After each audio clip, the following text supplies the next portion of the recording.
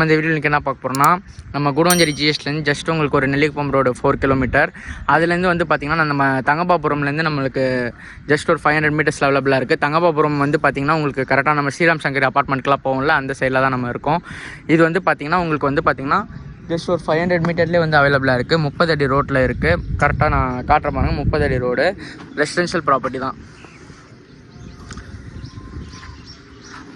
நம்மக்கிட்ட வந்து பார்த்திங்கன்னா இதில் 2 ஃப்ளாட் இருக்குது.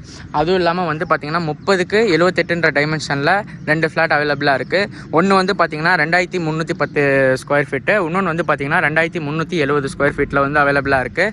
சவுத் ஃபேஸிங்கில் இருக்குது. 30 அடி ரோட்லேயே வந்து இருக்குது.